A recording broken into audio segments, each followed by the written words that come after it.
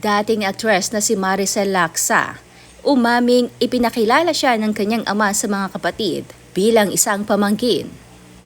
Si Maricel Laksa ay kilala bilang isa sa mga mahuhusay na actress sa industriya ng showbiz dito sa Pilipinas. Ang kanyang galing ay sinasabing nagmula sa impluensya ng kanyang mga magulang. Siya ay anak ni na Imelda Ilanan, isang actress, at ni Anthony Laksa, aka Tony Ferrer, isang action star at tinaguriang James Bond ng Pilipinas. Sina Imelda at Tony ay hindi na ikasal pagkamat nagbunga ang pagmamahalan nila sa katauhan ni Maricel. Si Tony Ferrer ay yumao na, nito lamang nakaraang 2021 dahil sa sakit sa puso at komplikasyon ng diabetes sa edad na 86. Sa pamamagitan ng panayam sa kanya ng broadcaster na si Karen Davila sa YouTube channel nito, ay ikinuwento ni Maricel Laksa kasama ang mister niyang si Anthony Pangilinan ang mga panahong nabubuhay pa ang kanyang ama. Pagkukwento ni Maricel, nagpapasalamat siya sa kanyang ina na pinalaki siyang puno ng pagmamahal. Ito rin daw ang gumawa ng paraan para makilala niya ang ama na hindi rin naman nagkulang at nagpakatatay naman sa kanya. Aniya, growing up, I was always made to feel favored and loved and cared for by my mom. Naramdaman ko rin yung ganoon na atensyon ng pagmamahal sa side ng daddy ko pati rin sa daddy ko. Ito ang kwento ni Maricel. Bagamat sabi ng actress, may isang bagay na ginawa ang ama na labis na nakasakit sa kanya. Ito ay nagdulot ng tampo na matagal ring naalis ng actress sa puso niya. Ito ay nang ipakilala siyang pamangkin ng ama sa mga anak nito sa kanyang bagong pamilya. Pero may time kasi na kailangang protektahan rin ng daddy ko yung pamilya niya. Pinakilala niya ako na pamangkin niya sa mga kapatid ko. It was a major pain that I'd experienced that time kasi hindi ko siya naintindihan. Pero kinausap ko yung daddy ko. Sabi ko, bakit kailangang mangyari yun?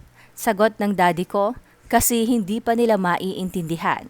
Ito daw ang sinagot sa kanya ng ama kung bakit kailangan nitong itago na siya ay anak nito. Kaya naman sa kabila ng pagmamahal at atensyon na ibinibigay sa kanya, ay nasaktan at nagtampo pa rin si Maricel. Ang damdamin niyang ito ay matagal niya ring itinago at itininay na nararamdaman niya. But I knew I was loved. I knew I was special. But somehow, there was a question na, would I be acknowledged? Hindi lang siguro tampo yung naramdaman ko. It's really something that I couldn't figure out in my heart and in my head. Ito pa ang kwento ni Maricel. Paano nga ba pinatawad ni Maricel Laksa ang kanyang ama? Kwento naman ng mister ni Maricel na si Anthony Pangilinan.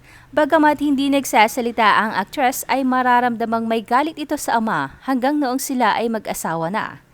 Ito daw ay napapansin ni Anthony noong mga panahong nagtanong ang kanilang mga anak kung bakit puro tatay lang ni Anthony ang nakakasama nila. Hindi rin naman sila pinagbawalan ng ina na kitain ang lolo Tony nila. Ngunit hindi daw ito sumasama at nakikinig lang sa mga kwento ng anak tungkol sa naging bonding time nila ng kanilang lolo Tony. At noong mga panahong iyon, habang pinapakinggan raw ang magagandang kwento ng anak tungkol sa kanilang lolo Tony, ay unti-unti nang lumalambot ang puso ni Maricel. Pero isang milagro daw na nawala ang mga negative feelings niya sa ama sa mga huling oras nito bago tuluyan na mamaalam sa kanila. Si Maricel, hindi makapaniwala noong ipatawag siya ng doktor at sinabing oras na lang ang itatagal ng ama niya.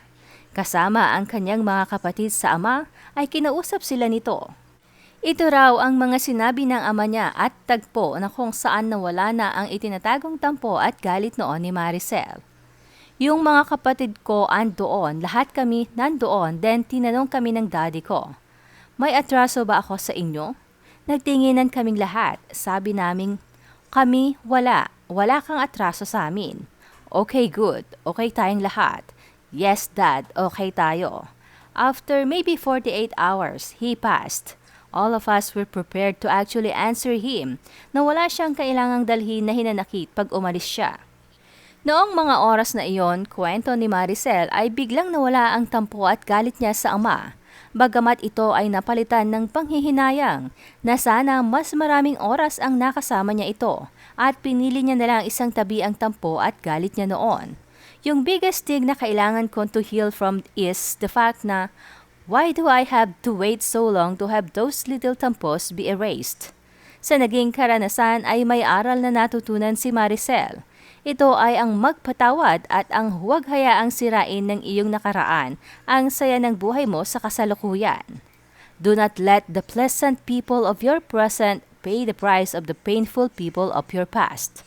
Ito ang eksaktong sinabi ng Mr. niyang si Anthony Pangilinan sa naturang panayam.